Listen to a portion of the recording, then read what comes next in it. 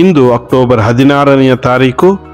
ಇಂದು ನಾವು ಧ್ಯಾನಿಸುವ ವಿಚಾರ ಅಕಥೋಲಿಕ ಕ್ರೈಸ್ತನ ಜಪಸರದ ಸಾಕ್ಷಿ.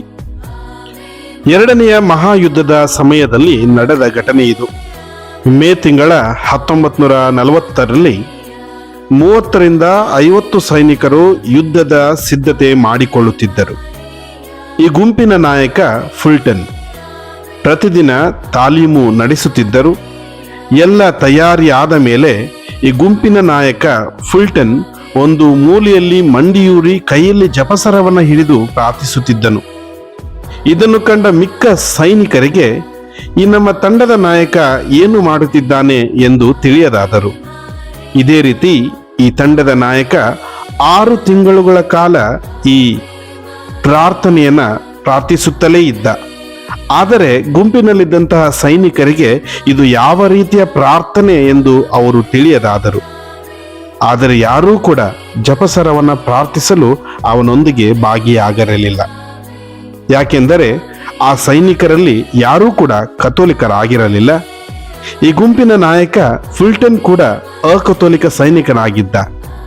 ಅಂದೊಂದು ದಿನ ಅವರು ರಾತ್ರಿ ತಮ್ಮ ಯುದ್ಧ ವಿಮಾನವೇರಿ ಶತ್ರು ದೇಶಕ್ಕೆ ಯುದ್ಧಕ್ಕೆ ಹೊರಡುತ್ತಿದ್ದರು. ಆಗ ತಂಡದ ನಾಯಕ ಫುಲ್ಟನ್ ಎಲ್ಲರಿಗೂ ಒಂದೊಂದು ಜಪಸರವನ್ನ ನೀಡುತ್ತಾ, ನೋಡಿ, ಮಾತೆ ಮರಿಯಮ್ಮ ನಮಗೋಸ್ಕರ ಪ್ರಭು ಯೇಸುವಿನಲ್ಲಿ ವಿಜ್ಞಾಪಿಸುತ್ತಾರೆ, ಆದ್ದರಿಂದ ಈ ಜಪಸರವನ್ನ ನಿಮ್ಮ ಬಳಿ ಇರಿಸಿಕೊಳ್ಳಿ ಎಂದು ನೀಡುತ್ತಾನೆ. ಆಗಸದಲ್ಲಿ ಭಯಂಕರ ದಾಳಿ ನಡೆಯುತ್ತಿರುವಾಗ ಈ ಸೈನಿಕರು ಜಪಸರವನ್ನ ಹಿಡಿದು ಪ್ರಾರ್ಥಿಸುತ್ತಲೇ ಮುನ್ನುಗ್ಗಿದ್ದರು. ಆದರೆ ಅವರಿಗೆ ಯಾವ ರೀತಿಯ ಜಪಸರ ಮಾಡುವುದು ಎಂದು ತಿಳಿದಿರಲಿಲ್ಲ. ಅವರ ಕೈಯಲ್ಲಿ ಮಾತ್ರ ಜಪಸರವಿತ್ತು. ಆದರೆ ಅವರ ನಾಯಕ ನಿರಂತರವಾಗಿ ಜಪಸರ ಪ್ರಾರ್ಥಿಸುತ್ತಲೇ ಇದ್ದ.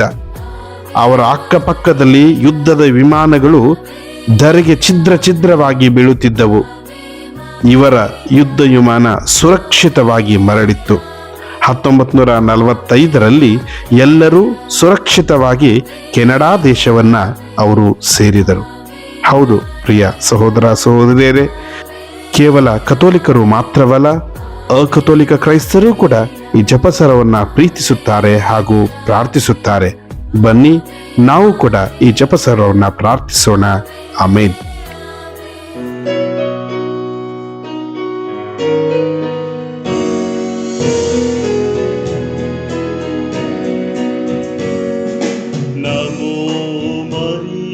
ಪ್ರಸಾದ ಪೂರ್ಣೆ ದೈವ ವಾಕ್ಯದ ದೇಗುಲವೇ, ಸ್ತ್ರೀಯರಲ್ಲಿ ನೀ ಧನ್ಯಳಮ್ಮ, ಧನ್ಯವು ನಿನ್ನ ಕರುಳ ಕುಡಿ, ಆ ಧನ್ಯದ ಫಲವೇ ಯೇಸು ಪ್ರಭು. ಓ ಸಂತ ಮರಿಯೇ,